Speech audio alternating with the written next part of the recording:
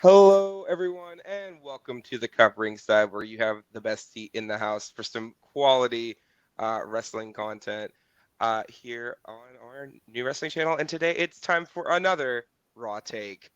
Uh, First off, I'm Brooke, big wrestling fan, and I missed last week's episode, which bummed me out because I was under the weather. But I'm here now, drinking some water out of my McDonald's cup because I just got lunch. But if I hadn't have just got lunch, I would be drinking my water out of my cup mug. Oh, we got a panel full of cup mugs. Lana would be very happy if she were here. Um, but you can get your cup mug and all other cup merch at lanagcreations.etsy.com, where we are currently only shipping domestically in North America. Rest of the world, we're working on getting that back to you all. But just go ahead and keep an eye on the shop and figure out what you want when we do get that international shipping back. Uh, Today we're talking about the April 15th edition of Monday Night Raw. Uh, so I'm excited to do that. And if you want to look at the rest of our channels, you're a Drag Race fan, you're a Eurovision fan, you just like reality TV, go ahead and check us out at the Cup of Reality, the Cup ESC, or the Cup TV, respectively, for each of those things. And give us a subscribe. You could do it. Also, of course, also joined by, you know who it is, you know what it is. It's Wes, and I'm here to talk about some wrestling, as always. Wes Radamas has taken a little bit of a hike for now until I'm right again. But, as you know what it is, very excited. Just finished up watching Raw. Glad to talk about it. Happy to talk about it. So let's get started. Yeah, let's get started, because this was, just on the whole, a fantastic episode of Raw to me. Oh my God. Like, there for a little bit, Raw just got really stale, but I don't know if it was just Triple H getting in charge or just the quality of the stories picking up again. But this is just an incredible episode to me. I think this was one of the best episodes of Raw in recent memory. Yeah, for sure. I was kind of pitching this idea, and I think I'm going to run with it for the show here. I think that Triple H has been saving his cards for this new era. And I think we're starting to see him getting cashed in. His chips are being cashed in. He's going all in. He's under that big blind, and you know how it is. You got a C bet. So, he's throwing in. He's doing his thing, and I'm happy to see it. I mean, and some people have already called this new era the Renaissance era, and I mean, it's hard to argue with it when we're getting this kind of quality on a weekly show. But we do kind of have to start on a downer, because it is what opened the show. Rhea Ripley comes out. She's got an arm sling on, and apparently she was injured last week in her brawl with Liv Morgan. And she has to relinquish the Women's World Championship after holding that belt for over a year. Now, yeah, it's hard to watch. It was hard to watch, and I think part of that is just you always hate to see a title reign end through injury. Especially one that has been, going this long. She really did get John Cena here. Had that belt for over a year. Now she's gone. Not really sure the extent of the injury yet. We know she's going to be out for at least a few months. From what I have seen online, it's possible it's a torn rotator cuff. And if that's what it is, she's going to be out for a while. But then we get Liv Morgan coming out. Now, I'm going to ask your opinion, Wes. Did Liv turn heel, or did the crowd just want her to turn heel? Because I'm kind of 50-50 on that as a Liv Morgan fan. Yeah, so as a Liv Morgan casual, I like Liv. I've said it before, big fan. Maybe not, definitely not the biggest Liv Morgan fan in the room. I'll say that. But I can't tell. I think it was a little hard to kind of distinguish because it wasn't like other heel turns where they just do whatever they want, because how do you turn heel against a heel? And that's the kind of hard part, is because Rhea is supposed to be in a heel faction. She's kind of leading that heel faction, at least was. So I don't know. It's hard to kind of know because she was over so much, even not just as a heel, but almost like a tweener or face. People loved Rhea Ripley. People still do love Rhea Ripley. So it's kind of hard for me to tell. I would probably turn towards yes, but very hard to tell. I mean, I'm going to skip ahead a little bit because I do feel like it kind of correlates. Later on in the show, Liv had an interview backstage. I think it was with Kathy Kelly, but I could be wrong about that. And Liv basically said, look, I just feel like it's really funny that when I got injured, nobody was feeling this way about me. Nobody was taking anything to Rhea. Everybody was sad for me, but nobody cared about what Rhea did to me. So now it happens to Rhea, and suddenly I'm the bad guy. To me, this is giving vindicated heel Liv Morgan. Hmm. And if there's one thing I love, it's a good vindicated heel. Like Drew McIntyre right now, great example of that. Where, yeah, he has every right to be angry with Jey Uso and with the Bloodline and with Seth Rollins to a lesser extent.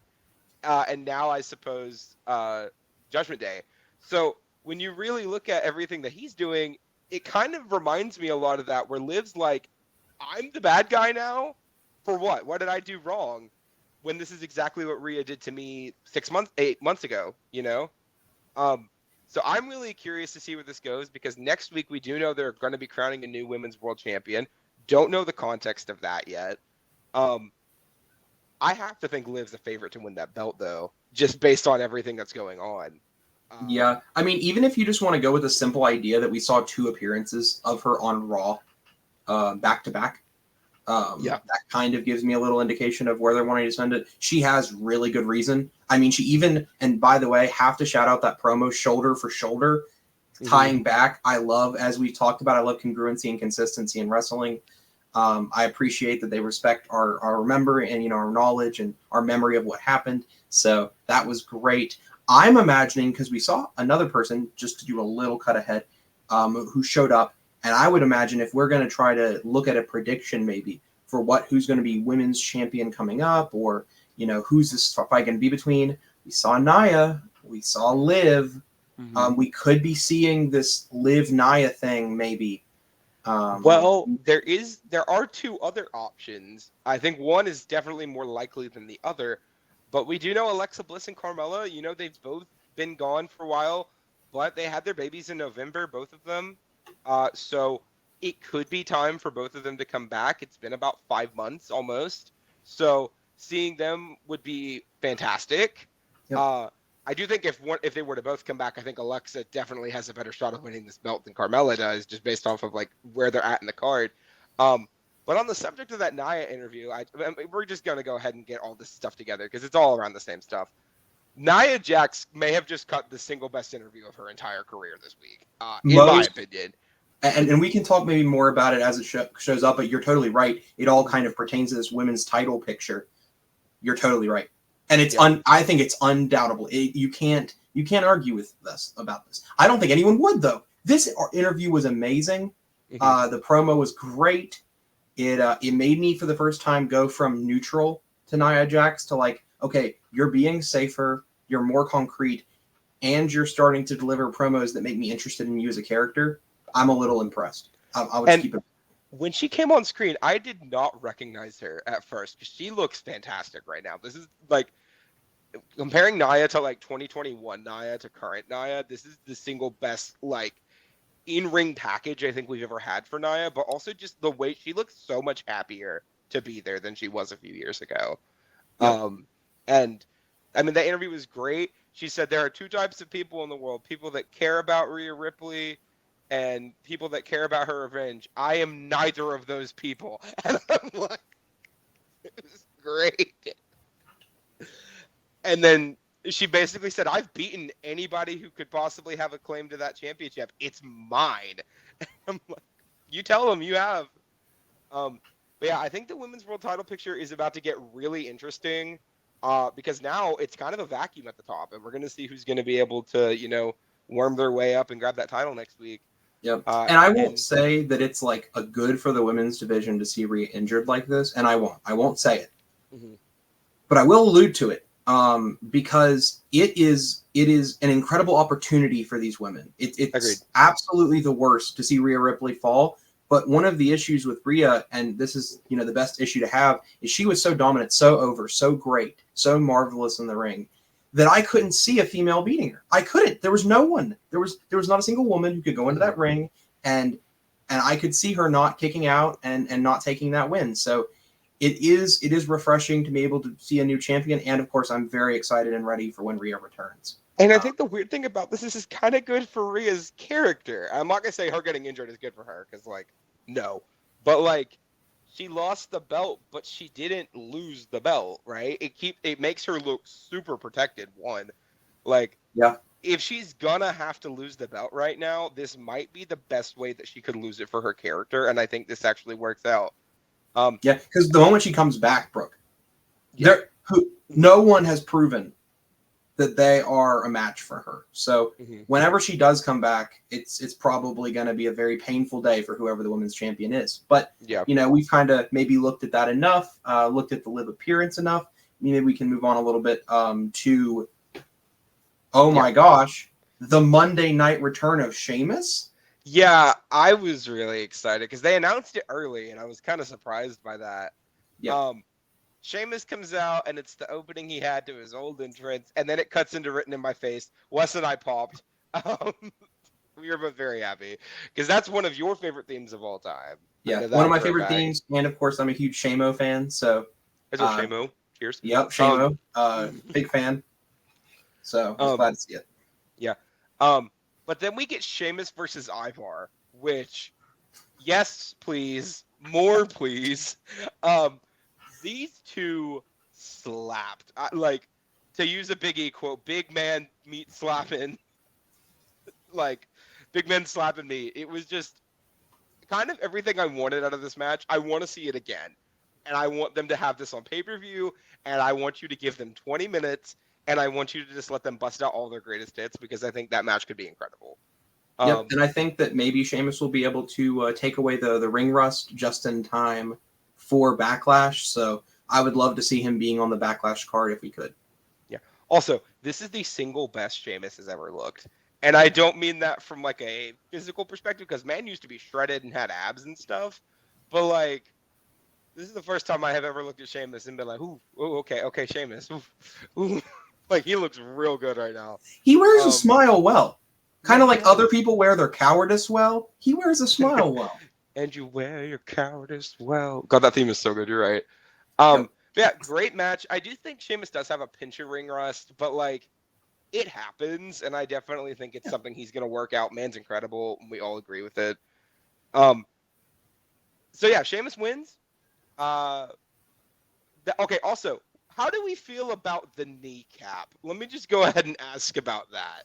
Because to me, I'll be honest, when you have that and the brogue kick, it kind of feels a little redundant to me, but that's just me. I think that was not the best first kneecap we've ever seen. Mm-hmm. I think once the ring rust is off and his power is a little back, I think that kneecap's going to be pretty awesome. And it just sells that his legs are his weapons. So True. I can't say that it's too. I can see the idea of its redundancy, but it's more of a signature than a finisher, Mm-hmm. Yeah. And to use some 2K terms. Yes, but Sigs and Figs. Yeah, Sigs and Figs.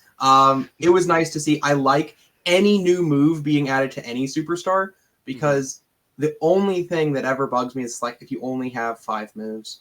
At least have he got a 6th one and you hated it. Yeah. Let's go Lightning Fist. My thing is, I don't think it's a bad thing. I feel like he should not be doing kneecap, brogue kick in that particular order, right? Because him busting it out like that this week, it felt really weird because he went to the corner, does the kneecap, goes back to the corner, and does the brogue kick again. If he's mixing it into his offense and it's not just out of the corner, hits the knee, back into the corner, hits a brogue, that's great. I'm here for that. I just feel like also, it needs a little bit more structuring. Brooke, imagine a world where we get the kneecap. We don't even go to the corner. We just get the cap right into the brogue kick. That'll look sick. It'll look awesome. So hopefully we'll see something like that. But I do agree, if we keep doing this little corner game, we'll see what happens. But you're totally right. So then, apropos of nothing, Triple H shows up, right? And they've got this like red velvet canvas in the ring and a table with 2 covering that are very clearly on top of some belts. And in my mind, I thought, oh, we're finally getting the women's mid-card titles, and we're going to get one on Raw and one on SmackDown because it's 2 title belts. No, not it. But we do get the reveal of new tag team championships to replace the Raw tag titles. Thank God. Um, the World Tag Team Championships are back with a gorgeous redesign. I love this redesign. And I have to shout out to any viewers who did not get to see Raw yet. First of all, go watch Raw, then come back. We'll love to have you back after you've seen the product. But for any of those who just are a casual watcher using us to kind of get what happens in Raw maybe in a shorter format, go do yourself a favor. Go take a look at those belts. Oh my goodness. We are looking at, in my opinion, hands down, except for some stuff we've seen in UK. If we're not talking about UK, this was the best tag team belts I've seen in the company. Oh my goodness, they look beautiful. They're gorgeous. And I mean, I think that goes back to the way they've been designing belts lately, because the World Heavyweight title, right? This new World Heavyweight title, they've used it for the Women's World title and for these tag belts now, like that basic design for that belt. But they've tweaked it enough to make each of those belts feel unique and distinct. And I think this tag belt design is perfect. Honestly, I think it's incredible. And I really think that R-Truth and The Miz made this segment 10 times better than it could have been without it. Imagine if we had like a random tag team that had no personality in the like the Creed brothers, no offense. Like the Creed brothers show up and they're the tag champs and this is the stuff that they're saying and it's just like, "Oh, these belts are gorgeous." Like no. R-Truth freaking calls Triple H Tommaso Ciampa 1, which was fantastic. Keep that continuity going. But then 2, he calls him a magician because he took the belts off and boom, there are tag titles there. I promise you, someone could take 2 sticks and like just do a little like play with them, and R-Truth can make it hilarious. The man is the funniest. I'm almost gonna call him the GOAT of comedy wrestling. I'm almost prepared to say that. And the GOAT makes more GOAT behavior. Literally, the following Tommaso Ciampa, Triple H, back and forth swap, calling back. Oh my gosh, I can't believe it. Oh, it's so funny. It made it great. And I've started to, because it's not that I've been a hater on Miz Truth. I would never hate the Awesome Truth, but I thought they were going to be transitional champions. I'll be real. I thought we were going to get that moment at Mania. And maybe back in the day in the Vince McMahon era, we totally would have seen a comedy duo like them be transitional champions. But I'm glad to see that they're getting a little bit. I'm very happy to see it. I mean, to be fair, they could be losing those belts next week because there is a World Tag Title match next week. Because right after this segment, we get this triple threat tag between DIY, the Creed brothers, and the New Day, Xavier and Kofi. Biggie's still not back yet. Rip. But incredible tag match. I'm not surprised. All 3 of these teams are great. Ending with one of the coolest spots I've seen in a hot minute. Xavier hits the limit break onto Brutus. I think it was Brutus. No, it was Julius Creed. Hits the limit break onto Julius Creed. DIY come in, hit him with meeting in the middle. Johnny goes out of the ring, does a flip senton onto the other 2 outside. It was Xavier and Brutus. And then Tommaso gets the pin on Xavier. So DIY are the number 1 contenders.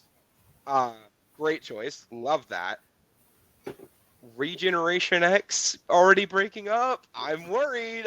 I don't want it to because I love this story here of DIY being friends with Awesome Truth and all of the nuance that's coming with that.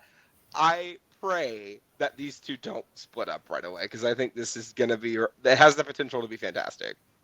Yep. And I think there's, a chance for Tommaso Ciampa and Johnny Gargano to get to the mid-card titles by themselves. But I think there's a guarantee that if you keep them together, they are well suited to be wearing tag gold. And so for them being able to hold gold as soon as possible and for their careers, I just hope that they get to be a dominant tag team. If they split them up, it'll be a little bit of a shame. But, I do, by the way, both enjoy those men. Any of them, and, anyone who hasn't seen the Elimination Chamber last year with Johnny Gargano, he's marvelous. Tommaso, if you watch any NXT Gold, you know this already, so why would I even have to tell you? NXT Goldie, but yeah, they're all incredible, and I really do think that this tag match next week, it has the potential to be a really good tag title match. 1, but 2, I wouldn't be surprised if DIY turned heel next week. I don't think they're going to, but if they did, I would not be shocked, especially considering what happened in the match after this. But we'll get to that in a second, because during the entrances for this match, specifically during the New Day entrance for this match, the QR code is back, everybody. So QR code pops up during the New Day entrance, and I will go ahead and say that I did follow the QR code, and it had these two pictures with a bunch of lines on top of it.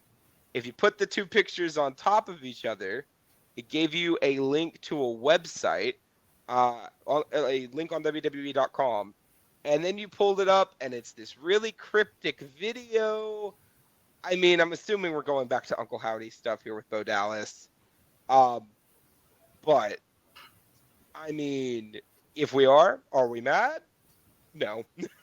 Just the opposite. Of course, you know, Brooke, but to the audience, I am and always will be a Wyndham Rotunda stan.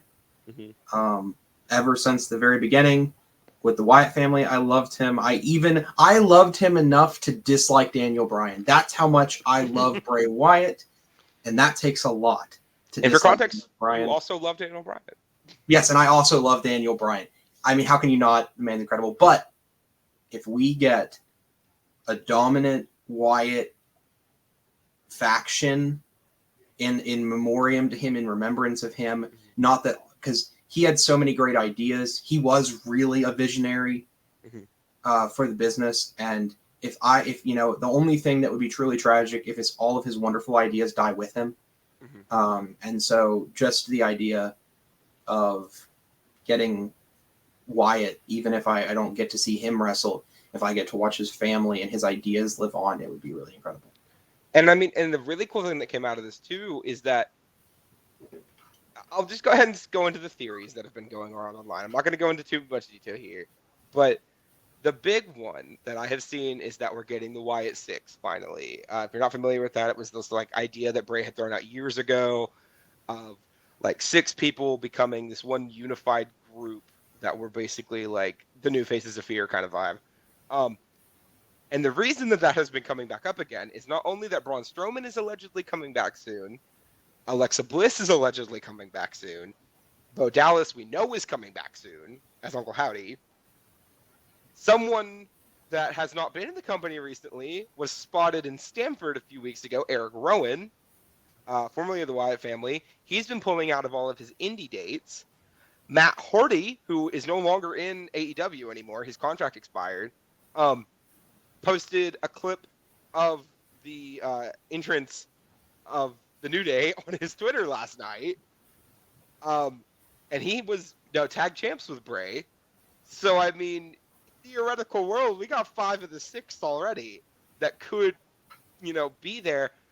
You have to be keeping it in the back of your mind that something's coming out of this with those people. Maybe not all of those people, but I feel like it'd be a wasted opportunity if all 5 of these people are ready and willing to do this, and it just doesn't happen. Yeah. But I'm really curious to see where this goes. I don't know when it's going to happen, but it's going to happen soon. And it's going to be great. And I hate to, I can't not say this, but if it's a Wyatt 6, we know who the 6th would be. Yeah. If it could be. And so it might even just be the Wyatt 5, and then 6 is almost like Bray's there and he's not there. Who knows? And you're totally right, Brooke. 1 potential, that's just a chance. Twice, coincidence. 3, 4, 5. Now we're starting to get into that. This is a pattern, regardless, that it's very exciting. So. Yeah. So back to the tag stuff. Sorry. So yeah, Ivy Nile, Maxine Dupree versus Candice LeRae and Indy Hartwell again. I like heel Candice. I just want her to fight other people because this feud has been going on for 2 months. And I feel like this combination of people have been in tag matches 4 times in the past month. You're totally right. And of course, always good to see some new wrestlers and some things. But we do get to see a major development. And this is what saved the match for me. Is it wasn't just the Indies trying to be a big, good girl and Candice is getting upset with her and then they lose. Mm-hmm. We see a development. Indy? For the first time. Indy? A little underhanded. Little underhanded. A little underhanded. I don't want to say cheating because she didn't really do anything illegal. She didn't like Yeah. hit somebody with some brass knucks or like fake an injury or any of the things that Candace has done. But she did get involved when she wasn't the legal woman. You know, Mm-hmm. she did.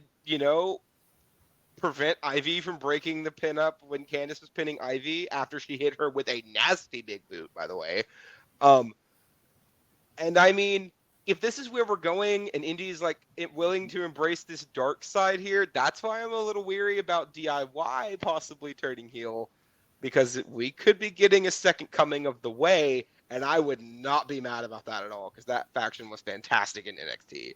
Yeah, absolutely. And also just exciting because everyone who's a big wrestling fan who's been watching wrestling for a while, it's usually, one of the people starts turning heel, the face stays face, and then they feud and they break up. Mm-hmm. So refreshing to be like, oh, Indy, this heart of good girl wrestling, I'm gonna do what's right, I'm gonna do what's respectable. We might actually just be seeing her turn to the dark side. It's awesome. I'm excited. I could see a couple more matches of this, but I'm very happy to see just a direction, some momentum. Exactly. In the story.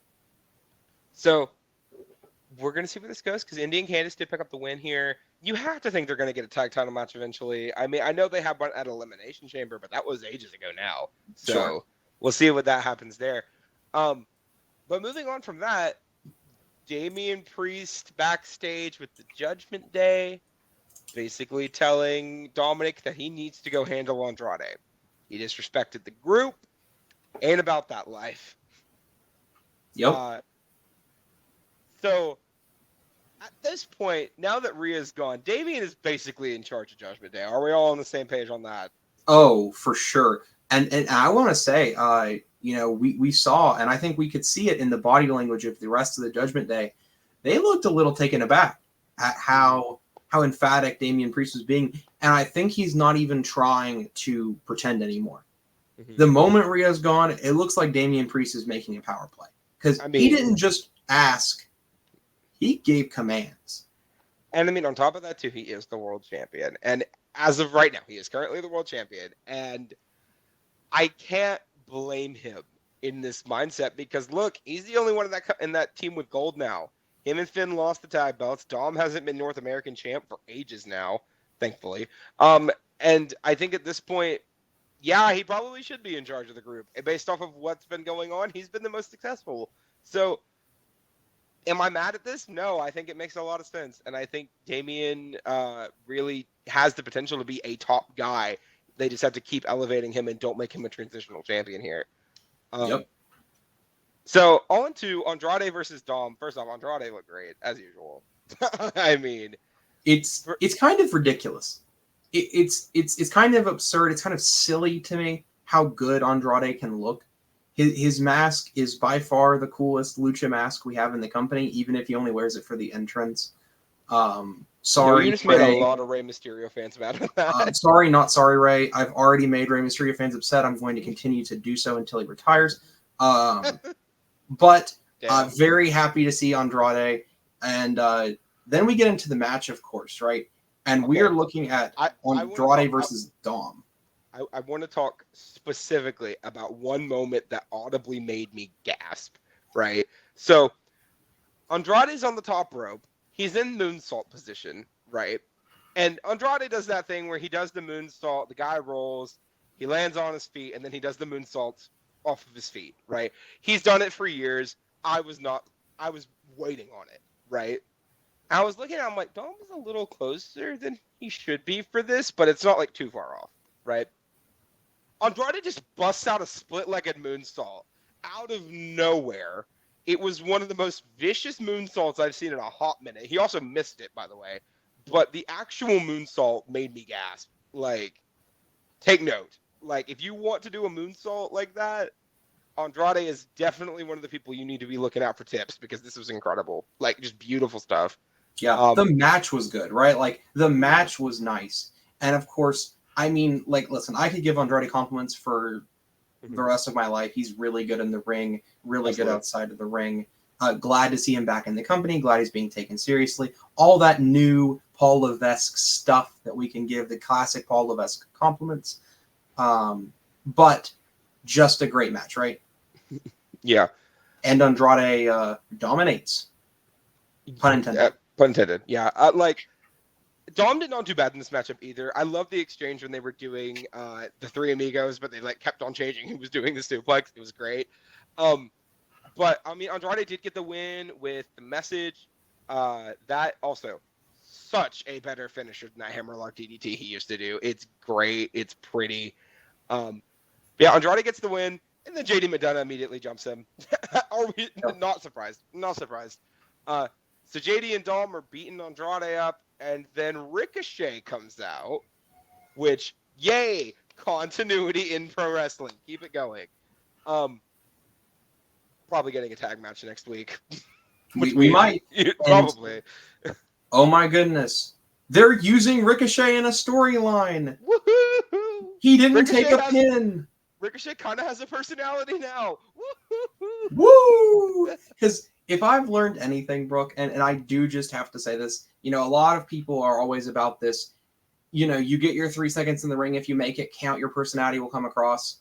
Mm-hmm. I'm a little jaded to that at this point, where it's you need two things. You need a real decent opportunity, a real opportunity to make your move, and then you have time to display your personality. They've never, in my personal opinion, given that to Ricochet. Ricochet does everything he can to make himself stand out in the ring. Yeah. But where's the storyline where he can come across as a character? Where's that ever been? And maybe this could be the first, maybe he can dig out his own way as an anti-Judgment Day type of character, kind of like Many did by being an anti-Bloodline character. Mm-hmm. And I definitely think Ricochet and Andrade, imagining that as an actual tag team going for tag gold. Oh my Lord, that would be beautiful. Two of the best high flyers in this company. Awesome stuff there. And I definitely think that if they do go the tag match route next week, which probably is what's going to end up happening, it's going to be a great match there. True. So then backstage, we got Jey Uso getting interviewed, gets asked about the whole Jimmy Uso getting jumped out of the bloodline on Friday by Solo and Tama Tonga. How do you feel about this? Because to me, this feels weird. And I want to see where you're at with it. I was expecting a little more from Jey. But it looks like, he is, his face said everything. His words were few. But it does look like they're going to try to convey this. Is Jey starting to try to take Jimmy back? And I think we're going to get more answers on Friday. Mm-hmm. I don't think we can know everything because, let's be honest, Jay's perspective, Jay's already set down his cards. He wanted to bring Jimmy out of the bloodline with him. He wanted to, you're out, I'm out too. We don't forget that. So we know where Jey stands. After this beatdown, the part that we need to know and the part that will actually make this feel not weird to me is, what is Jimmy thinking? Mm-hmm. Is he just going to take his jumping and stay in line, or? For me, I hope that they do not put the Usos back together right away. I want them to stay apart. I want them to be separate. I want Jimmy to have the opportunity that Jey has had through all of this of being able to get himself over as a solo guy, right? And I mean, Jay's one of the most over people in the company right now. I think we can all agree on that. And Jimmy just hasn't been afforded that same opportunity, and I want that for him. I do not want them back together as a tag team right now, because what's going to end up happening is they'll get back together, and then they're immediately going to win the tag belts, because of course they are. And then we're going to just be back where we were 2 years ago with the Usos having this long tag title reign. And I just don't think we're in the position where we need that right now. I think they both have a lot more that they could be doing than that. No, you're totally right. And I hope that they don't go in the tag direction. But what I could see happening, and what I'd actually like to see happening, is, of course, Roman's going to be away. On Friday, if you ask me personally what I'd like to see from SmackDown, which, of course, by the way, I do have to shout out, if you're interested in our review of SmackDown that's coming up, we do have a show, Laying the SmackDown, hosted by some incredible hosts over there. So do go and check those out on Friday if you want to. I would recommend it. But Jimmy, I would love to see him start feuding with Solo and this Bloodline 2.0 storyline that looks to be in the making. And then, just like Jay feuding with the Bloodline gets him over as a singles wrestler, I would love to see Jimmy do the exact same thing. Keep them split on the brands. Let Jimmy start looking towards Solo. And maybe, and I know, Brooke, I know we'd both be over the moon about this, maybe Jimmy can start changing up the moveset. Yeah. Because the thing that would make them permanently separate, the thing that would finally allow them, and I think WrestleMania was a glaring showing of this, if we would just give Jimmy a new moveset, let Jay keep the Uso moveset, give Jimmy some new moves, some new things that he does, let them keep the super kick, but everything else maybe switch it up, do some carries, do some stuff like that. And then if they were to ever get back together, they would have separated themselves enough to where it would feel different. Would you agree with that? Yeah, I do. And I definitely think that this is definitely something that's going to have the potential to go somewhere for both of them. I hope that they can, and this is the same thing I thought about Dominic for a while, and I do kind of feel about Dominic, is that I want them to be able to have storylines that just don't involve each other. So that way they can develop this like independence as separate wrestlers. They've been a tag team for so long that they still, even then they've been apart for, 9 months now almost. They still feel intertwined, and I don't want them to feel that way for the rest of their tenure, because like Matt and Jeff Hardy, right? Let's talk about them. They've been, they had feuds together. They were tag champs several times over in the company, but they also still had memorable feuds with other people, like Matt Hardy versus Edge. We'll remember that forever. Jeff Hardy versus CM Punk. We'll remember that forever. I don't want these two to have to stay intertwined for the rest of their careers. Certainly. Yeah. But moving on, because we talked about it a lot, we have to talk about Chelsea Green. God, I love Samantha Irvin. And Piper Niven versus Katana Chance and Caden Carter. I am bored. And it's not anything to do with them, because I think all four of these ladies are incredibly talented. I am bored with 2-minute women's tag matches on Raw. Triple H, I know we've been giving you compliments all night, but if you're gonna put them in a match on Raw, give them at least a full segment, please. At least one. Because okay, I'm gonna let you talk because I have something I want to say after. Okay, very well. So I'm not as bored because I know that there has to be a short match. There has to be a match that's not going to be super long if you're going to have all the stuff that happened on Raw. Because if you haven't noticed, we're talking about a lot of stuff. A lot of stuff happened this Raw, which I appreciate, and a lot of stuff that matters happened on Raw. And it should be that this match mattered too. I can't say it did as much. There's no gold. There's no really pursuant of gold, especially with our victors being Chelsea Green and Piper Niven, because I don't see them taking a victory off the Kabuki Warriors. So it feels very similar to what I said about the Final Testament and what we will call, of course, Bobby Lashley and company, or oh gosh, what is your beautiful name for them, Brooke? The Almighty Prophets. The Almighty Prophets, yes. Their actual name is the Pride, but the Almighty Prophets. Yeah, yes. On this podcast, we call them the Almighty Prophets. And just like that match, how I didn't think it could go anywhere, because no matter where it goes, there's really nothing for it to do. It feels the same way. And it's a shame. It is a shame, because Chelsea Green I love. Piper Niven has proven herself. Mm-hmm. And Katana and Caitlyn, I don't think they have great ability. Did you just call her Caitlyn? Isn't it Katana Chance and Kaden? K-A-Y-D. Oh, Kaden. You know what? Lord help me. There's too many K names. It's like Correct. Kira, Kaylee, Kristen, Kiara. It's like there's too many. But Kaden, yeah.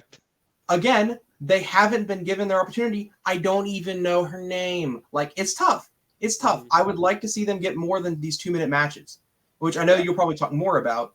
But it's like, if we're only giving them 2 minutes, how are they going to make an impact? See, the thing that really irritates me is that, did we forget that Katana and Caden literally beat Chelsea and Piper for the tag belts like 5 months ago? Like, have we just forgotten about that? Because they didn't even get mentioned on commentary. Like, they're like, both of these teams are former women's tag champs, but like, no, they were champs within the past 6 months. Chelsea and Piper dropped the belts to Katana and Caden, like on Raw for point of that as well. Like, to me, it just shows another thing about the women's tag division where it just feels kind of like an afterthought. And I hope Right. that is something that can be fixed. And that's the only hang up I have about them adding women's mid-card belts on the main roster, is because I don't want those to feel like afterthoughts too. That's perfectly fair. With Kaden and Katana, correction noted. The thing is that yes, they're tag champs. Do they feel like tag champs? I mean, not anymore. Kelsey and Piper were tag champs.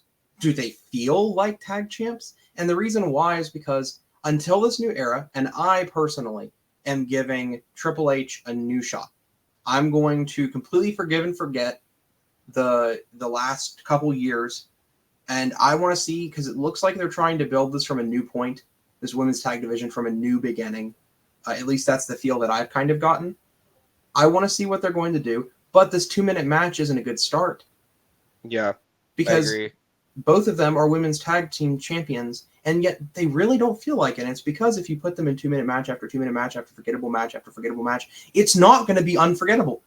Mm-hmm. It's going to be very, very, very forgettable. And I hope, I hope that maybe there will be at some point where they get a match that will make me remember their names. How about that? Yeah. But yeah, I mean, I hope we get more from them, because I think both of these teams are great, especially Katana and Kaden. Like, their chemistry is fantastic as a team. Amazing in ring. Dude, their tag finish, the after party, immaculate. What on earth? Yeah, they're fantastic. But moving on, Cody Rhodes comes out, cuts the same promo he's been cutting for the last 3 episodes of Raw and SmackDown combined, and then has a decent dad joke about Jey Uso. This was completely unnecessary. Like, was it a good promo? Yeah. Is Cody always a good promo? Yeah. But, like, this was just done for them to get Cody on Raw. Like, as much as I like Cody, and I do, and you know that, and I know Cody's your guy, can you admit that this promo did nothing for him? It did nothing for him. Importantly, I agree. It didn't do anything for Cody. It did something for me because I got to watch Cody Rhodes again. But, and of course I am a dad punter. I love dad puns, to the audience who doesn't know that. And so for me, the head to the yeet, it was probably my second favorite part of the night. I'm not even going to lie. Really? But yeah, truly, it made me die. I laughed for like 3.5 minutes. But, my favorite thing about what this did, though, is it looks like Cody might be going off Raw, which, by the way, here at the Raw Take, hurts my soul. He said he's not going anywhere. He said that. But then he also said, until we yeet again. And so for me, it might be a while before Jay and Cody see each other, or at the very least, they might be going in their own directions, which brings a little tear to my heart. But okay. Well, I mean, beautiful thing about this is that we do have the draft coming up. Yeah. In literally next week, next Friday is the first night of the draft. Current thought for me is that I think Judgment Day is going to get drafted to SmackDown. I think they have done literally everything they possibly can on Raw. And so for that end, I think Cody Rhodes is going to stay on Raw because it just makes more sense in my head. Do I have any confirmation of that? No, not at all. But do I think it makes the most sense for me? Yeah. I definitely think this is, the draft is coming up. So we'll see where that turns out. But if Cody does leave Raw, fine. I don't have a major issue with it, especially considering that means we can get matches with him and like LA Knight, and matches with him and like Bobby Lashley and, Karrion Kross even. Like, people that I would love to see him have matches with, that would be really cool. I don't care if people don't like Karrion Kross. I think Karrion Kross is cool, even if they've done nothing with his stable period. Absolutely right. Yeah. I just don't want to see him lose again. Oh, that part, but he's going to lose to Cody. But I mean, I know you wanted to be on Raw Take specifically because Cody is on Raw. So if that does happen to you, I do apologize. But I don't know. I feel like this might be the year where we do get the world titles to swap. But I mean, to be fair, we do have 2 new world champions on both shows now, so we could see some new stuff happen with that. And I definitely have to point out too, and of course this probably won't happen, but I do have to point it out, is that even if Cody stays, we don't have a guarantee that Jay is staying. True. I mean, I hope not. I hope they don't put him on the same show as the Bloodline, but we'll see how that turns out too. I mean, we really won't know how the draft's going to shake out until after the draft shakes out, and we're really going to have to just talk about it then. But we're going to move on from that because at the end of this promo, Jey Uso comes out for his match with Finn Balor. Pat McAfee on commentary, as usual, doing some funny things. So I have to point out, I have to take a little aside here. I thoroughly enjoyed Michael Cole. I think Michael Cole makes Pat McAfee. It's not the opposite. I think Pat McAfee alone really couldn't do a good job as like a single commenter on wrestling in general. But he makes hilarious color that Michael Cole capitalizes on beautifully. And I think this whole Michael Cole being, heavy amounts of criticism towards Pat McAfee and his like boyish behavior, I love the angle. I think it's hilarious. And so I think Pat McAfee does a very good job of getting over Jey Uso. I know he's already over, but I think the commentator kind of like working with the wrestler there keeps him over. So I just wanted to point out, love, yeet or not to yeet, I say yeet. Yeet. I mean, and on top of that too, talking about the commentators, I mean, commentators have been getting people over for decades. That's literally part of their job. Like we're talking about like Stone Cold. Do you think Stone Cold would have gotten nearly as over if you didn't have Jim Ross going out there going Stone Cold, Stone Cold, or like just in general, I think every commentator has a few people that they just get along with. Bayley was such a funny heel with Michael Cole a few years ago, and I think the commentators just add so much to the product. They're a great duo. I think they're fantastic. Shout out to commentators. Then we go into Jey Uso versus Finn Balor. How do I say this without sounding bad? It was unbelievably mid. For what both of these two can do, it felt like an old Raw match, and that is not a compliment. Yeah, I mean, that's fair, but also it's a Raw, and I don't just mean like it's not a pay-per-view. We aren't looking for like some end-all be-all match. I love to see the Prince. I love Jey Uso, but not every match has to be, like the centerpiece.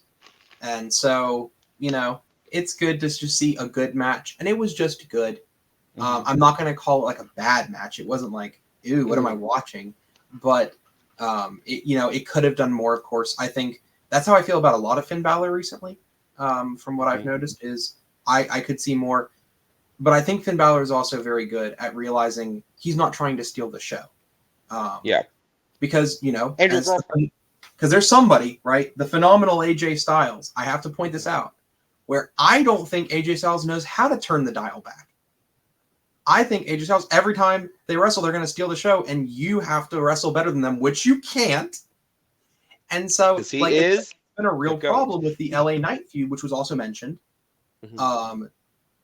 Around this point, the LA Knight feud with AJ Styles, it's really hard for LA Knight to even, for me, get over when he's competing against AJ Styles. I don't know if that's just me. I don't know how you guys feel. Please tell us, by the way, in the comments. But to me, it's like, it's very hard. And it's the same thing here, except I think Finn Balor knows how to give the show to Jay.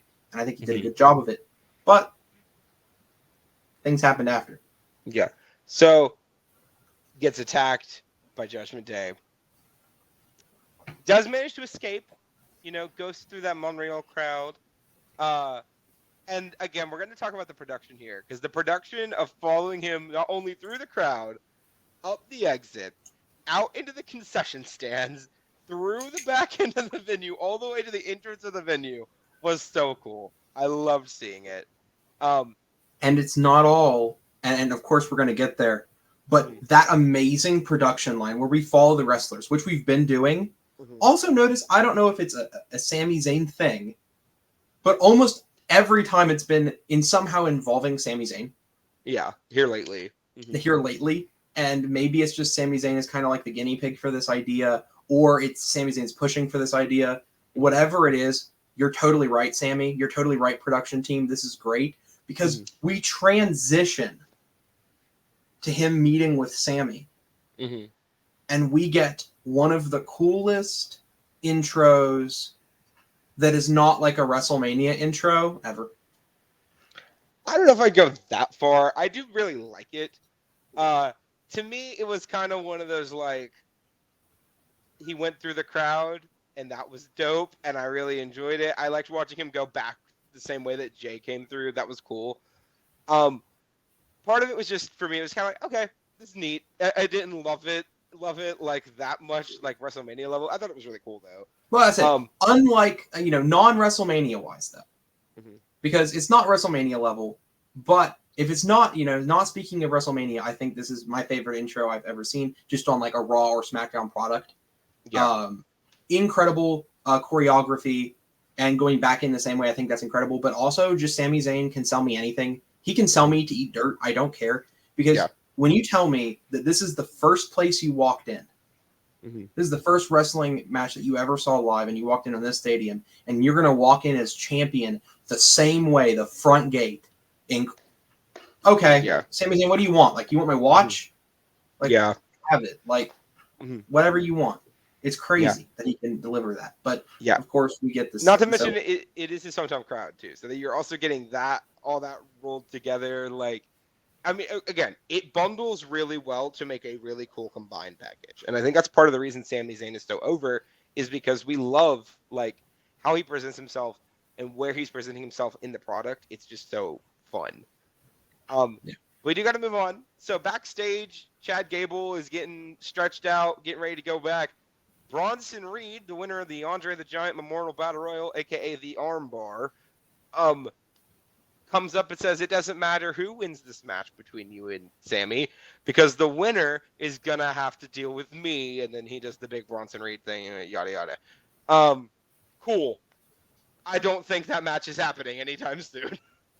Yeah.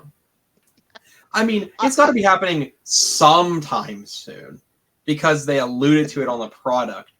But I'm glad to see Bronson Reed get a spot too. On the show in general. I'd rather him not appear at all, or I'd like for him to appear. But that did not immediately sell me. I'm not just like, oh my gosh, I can't wait for Bronson Reed, Chad Gable, or Sami Zayn. But we'll see. That's the one place where I haven't seen much from my the fellow Reed. That Bronson Reed is. It's like, what character development? Who are you more than just a dominant force? Mm-hmm. And I feel like Nia Jax is trying to carve this out for herself. She's doubling down on the dominant force. Are we going to see that from Bronson Reed, or is he going to take a new angle? We'll see. Yeah, I agree. But as much as we could talk about Bronson Reed, we got to talk about the main event because this main event, Chad Gable versus Sami Zayn for the Intercontinental Championship, match of the year contender. Like right out of the box, this is like incredible from top to bottom. Both of these two wrestling an absolute clinic here. Sami Zayn hit an Arabian press to ringside in this match. He's a madman. Someone needs to save him from himself. Yep. Also, quick interlude there. Notice what you said, Brooke. Maybe potential match of the year. Mm-hmm. Weren't we just saying that about the other Sami Zayn match? Sami Zayn versus Gunther? Huh. Are we also not saying this about the Chad Gable Sami Zayn gauntlet match a few weeks ago too? Huh. I wonder. Maybe we can also just notice that Sami Zayn and Chad Gable have insane chemistry, and both of them are wrestling freaks. Yeah. Well, I mean, and that goes to show you that technical wrestlers really can just wrestle with anybody, ever. And Chad Gable, if I was going to pick one person right now on the product and say this is the most technical wrestler on the product, it would be Chad Gable. And the way he was working that ankle and that leg this entire match was so crisp and so sound. And, Sammy's getting his burst of hope offense from time to time. Like, it was just so cool. I loved watching it. I don't want to go through all the spots here, but I will say a few of them. We go to break with Sammy hitting that Arabian press at ringside onto Chad. We come back to an Olympic Slam superplex. The hell, the F, What are we doing? Great stuff across the board there. And then the ending, right? Chad had Sammy in an ankle lock, said, "This is my moment. You took it from me." I don't know if anybody else caught that, but I did. And then Sammy hits him with an exploder into the ring, hits him with a Helova kick, and pins and wins. And then Chad raises his hand after the match, and I was really confused for about 10 seconds. Because then, Wes, you do it. You do it. Yeah. Sammy goes, says hi to his family, loving up on his, his wife. Mm-hmm. And then Chad Gable comes up and beats the crap out of him. And I lost it. I was so excited. Because that German suplex told everything, right? The second he hits Sammy with that German, Chad Gable's an incredible actor. We've not really had the opportunity to talk about it before, but you could just see that this was the breaking point. This was after almost beating Gunther last year, after almost winning the gauntlet match, after almost beating Sammy tonight, after being this close his entire career, almost winning King of the Ring a few years ago, almost winning all the time. He finally lost it. This was the moment for him. And that ankle lock around the ring post disgusted me in the best way. It was painful to watch. Chad Gable is about to be one of the biggest stars in this company, and I am so excited. And I hate to correct you, Brooke, but we aren't seeing Chad Gable no more. Welcome, Master Gable. Yeah, like, this man is insane. I want them to give him an open mic next week, and I want him to just say everything he needs to say. Be like, look, they made me come out here, and they called me Shorty G for a year. And you know what? I dealt with that. I took that. And I just kept coming back. And I knew someday it would be my time. And it's just never been my time. And I'm tired of being the person who's always second place. Like, if this is where we are going with Chad Gable, this feud with Sami Zayn is about to be one of the best feuds we have ever had in the history of this company. If we get, because first of all, every one of their matches is going to be in Dynamite, right? Correct, yes. But if we get something like a heel version of I give and I give and I give, if we get something like that from Chad Gable, because he has given to this company for 10 years, and they never have given him anything, but they'll give him almost anything. Yeah. And that's got to be very painful. And I can understand seeing in his hometown, just terrible stuff happening to Sammy. It makes me very excited for next week, which, by the way, as we're kind of closing up here, if you want to see us next week, there's a very easy way to do that.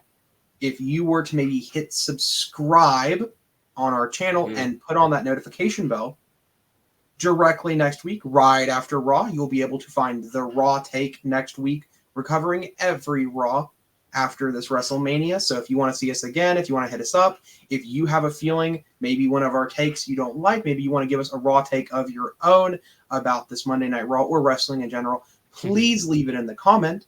And if you would like to see more wrestling content, again, the CUP Ringside is not just covering Raw, but also SmackDown. And we also are going to have a bunch of legacy content and extra content for you, so please check that out.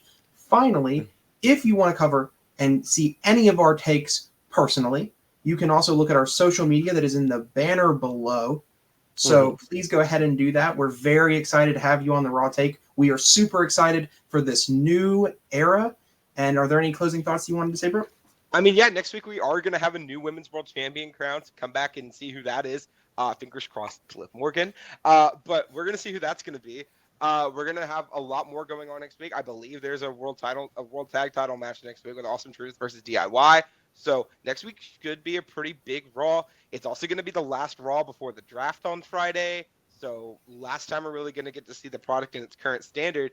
And Backlash is just around the corner, so keep your eyes out for what's coming down the pipeline there.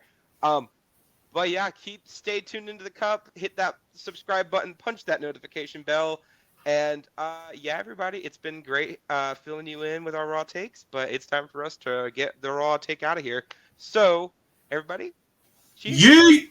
Yeet. Cheers.